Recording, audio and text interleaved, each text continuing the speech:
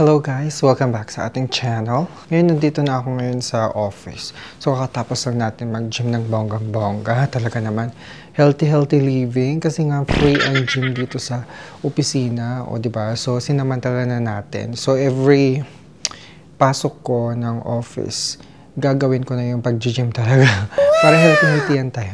Anyways, ngayon balikan natin itong si Cash Express. Na talaga naman ang dami nagsasabi na hindi daw makatarungan at hindi daw makatao ang kanyang interest. Kasumpa-sumpa daw ang kanyang interest, mga mima. So, if you remember sa previous video natin, nag-apply tayo ng Cash Express loan and then automatic disburse siya sa aking bank account. So, ang ginawa ko is, kinancel ko by returning the money. So, sinuli ko yung money na dinisburse nila kasi hindi naman talaga yun yung amount na i-approve nila. So, bakit nila i-disburse automatically kung hindi din nila in-approve yung amount na gusto kong applyan? So, I was expecting for 10,000 kasi yun naman talaga ang aking in-applyan, and sadly, ang kanilang in-approve is 2,000 lang, which is nag-auto-disburse siya sa aking bank account. So, wala man lang pasabi na i-disburse na ganyan-ganyan. So, wala man ganong advisory na ito yung i-approve namin sa'yo, i-accept mo ba o hindi, mga ganon. Wala man lang mga pag-ganon. And gaya nga ng sinabi ko, pwede pala siyang i-cancel. So, kinancel ko kasi merong option doon na pwedeng i-cancel via returning the money din kung ano yung dinisburse sa'yo. So, ang ginawa ko is sinuli ko yung amount na 2,000 from the source doon mismo sa bank account ko. So, ang ginawa ko is binank transfer ko siya. Binank transfer ko siya using Dragon Pay yata yun, yung ginamit ko. And then, on that same day, as long as you do it on the same day, within 24 hours, kung kailan siya na-approve on the same day, tinransfer ko din. That's the condition kasi. So, within 24 hours, kailangan mo siyang ibalik. Otherwise, talagang matcha-charge ka on a daily basis ng interest. So, talagang wala ka ng choice kundi bayaran yung full amount. So, that's including the interest. And unfair yun sa akin. Kasi wala man lang pasabi na yun yung i-disburse nila. And that's really unfair. So, I'm sure may mga ganito kayong karanasan na naranasan na kung ano yung in-applyan nyo, hindi yun na-approve. Pa-comment naman para at least, diba, aware din ang lahat.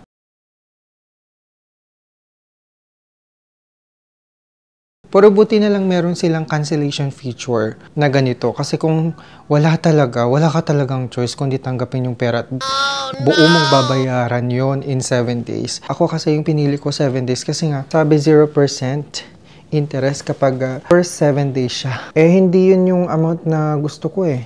Diba? So, binalik ko. So, ang ginawa ko, nag-email pa ako sa kanilang support within that same day na binalik ko yung pera.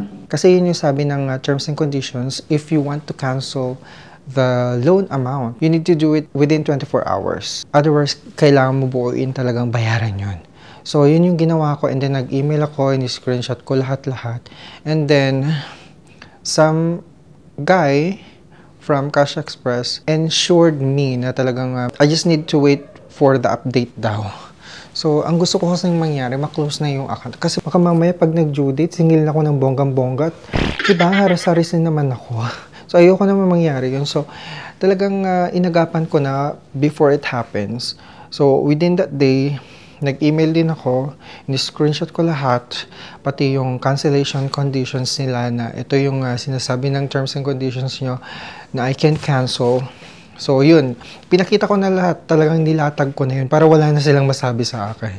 Kasi baka mamaya magkaloko-loko, hindi ba? So, yun na nga. And then, nagpa-follow up ako. Wala pa rin. Hindi pa rin naku-close yung aking account. So, parang may nagpapakita pa rin siyang outstanding loan. And, sabi ko, bakit hindi pa rin naku-close at bakit meron pa akong nakikitang outstanding balance doon? Ibayad na. I mean, naibalik ko na yung pera. Tapos sabi nung isang agent na nag-respond sa akin, ibang agent na naman to, sabi daw, parang hindi daw tama yung ginawa kong pagbalik ng pera. So, kailangan daw gamitin ko yung parang refund button doon sa loan history mismo. Walang sinabi doon sa terms and conditions na gano'n na gagawin. So, may mga ganong instructions daw sila.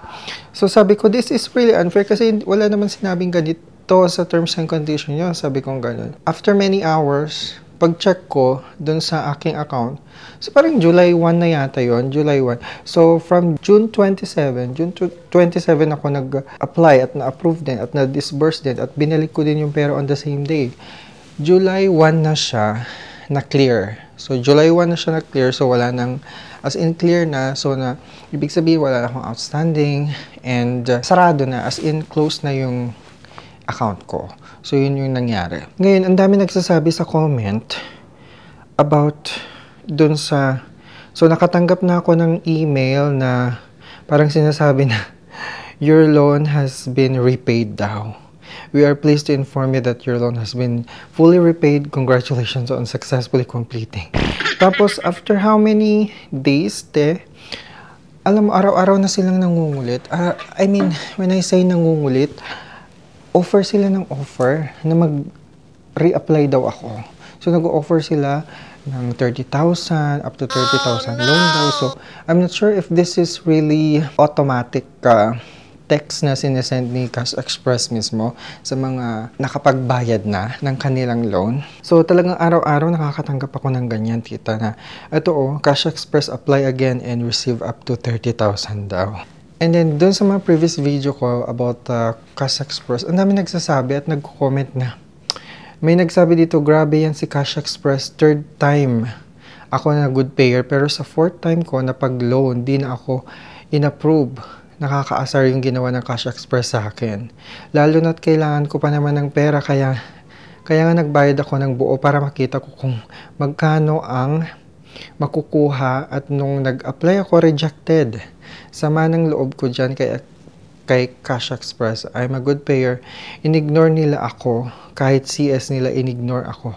Kaya naghanap na lang ako ng ibang loan app. Sabi niya gano'n. Tapos may nagsabi pa dito. So, ito yung grabe, no? So, sabi niya, Kuya, 3.98% daily interest niya. It's 7 days ang terms na kukunin mo. 1.99% naman daily interest sa 14 days.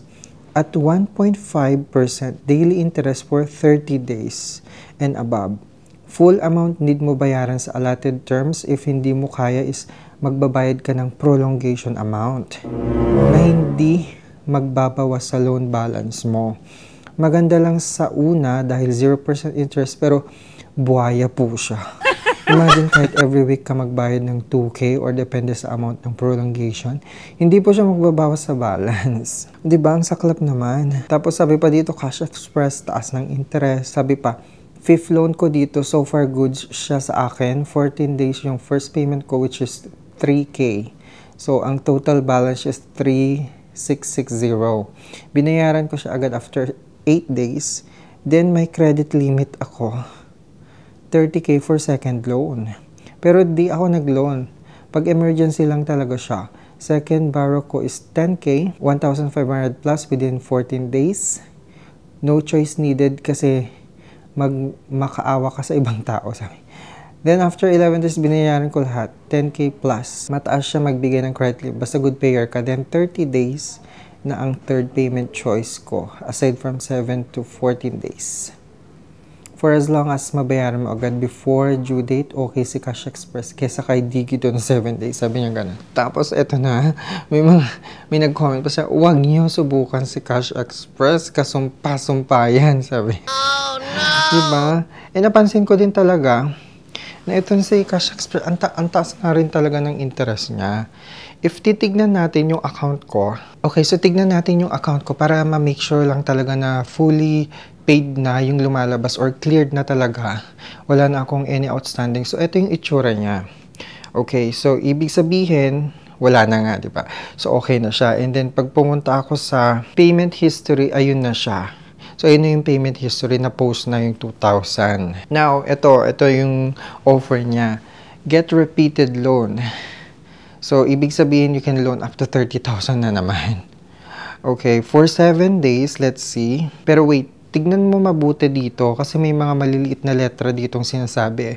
Accepting geotagging next. Higher probability of approval daw. So, ibig sabihin, that's the location. So, kung i-accept mo yung location na gusto nilang i-access, magkakaroon ka ng high chance para ma-approve ka ng higher amount daw. And then, dito, meron din siyang SMS info na sinasabi. So, ito yung sinasabi ko sa inyo kapag inaantay nyo yung status ng application ninyo and you want to get notified via SMS, may bayad din siya. Kasama yan. May kasamang bayad yan, te. Kaya ito-turn off mo yan. Ganyan lang. Ito-turn off mo ganyan. And then, let's see. So, before kayo mag-confirm sa mga nilo-loan nyo, i-check nyo mabuti. Gaya nito. For using the loan for more than 7 days. Okay, so let's say 30,000 yan. 30,000 loan amount. For using the loan for more than 7 days, the 1.99% per day ang kanyang interest. Oh, no! Diba? So, ang kanyang first payment date, which is July 26. Today is July 19. So, July 26, that's 7 days, 8,629 pesos. Is this a prolongation? Diba? Grabe oh. Grabe yung interest. 1.99% per day for more than 7 days. Pero, magkano itong first 7 days? Hindi sinasabi kung magkano yung interest for the first 7 days. Computin nyo nga. Diba? Ang taas, grabe oh. So, ito yung parang prolongation. Kung gusto mong pahabain yung loan mo, hindi ko maintindihan. Ito ba yung prolongation? Or, ito na talaga yung 7 days mong babayaran hanggang matapos mo yung 30,000. Diba? Feeling ko ito na yon. Ito na yung pinaka payment frequency mo at due mo every 7 days. Oo, eto na yun hanggang sa matapos mo, Teo. So, how many months? 6 months. 6 months mo siyang babayaran. So, every 7 days siya. So, kapag 14 days naman, alright, ganyan siya kapag 14 days naman. So, parang lang, no? 6 months din. Every 14 days. Diba? Ang laki talaga. Ang laki ng interest niya. Kapag susumahin mo, parang loging-logi ka. Sa mga nagbabalak po na jumutang-jutang dito sa Cash Express, always check the terms and conditions at saka wag niyo nang applyan. Kasi nga, kung alam mong wala ka naman talagang pagkukunan ng babayaran mo or enough source of income, talagang malulubog ka. Do not attempt to apply. Because this is loan shark. Diba? Loan shark yan. Ang taas-taas ng interest eh. Hindi yan makatao. So sa lahat ng mga may existing loan kay Cash Express, pa-comment naman kung anong experience ninyo. And please share this video as well for public awareness. And again, always check the terms and conditions. Know the terms and conditions bago kayong mag-apply. Basahin yung mabuti yan. Lalo-lalo na yung mga maliliit na sentences at mga letra dyan. Kalkalin nyo yan mabuti bago kayo mag-apply. Sinasabi ko sa inyo. And if ever na nakaranas kayo ng ganitong experience kayo nung sa akin na hindi ako na-approve dun sa gusto kong loan amount, tapos na auto-disburse yung maling loan amount at kinancel ko sa pamamagitan ng pagbabalik ng loan amount na disburse within 24 hours. Kung nakaranas ka ng ganitong experience, pa-comment din at pa-share din para magkaroon ng idea yung iba naman. Okay, maraming salamat. Don't forget to subscribe and click the notification bell para every time na magkakaroon tayo ng ganitong video, kayong unang manonotify. Maraming salamat. Medyo limit yung boses ko kasi nga ayoko magsisigaw dito sa office ako. Diba? Kaya medyo mahinhin ang ating boses. Okay, anyways. Naka-break lang ako, mga mima. Alright. Sandali. Okay, may CCTV na nakikita ko.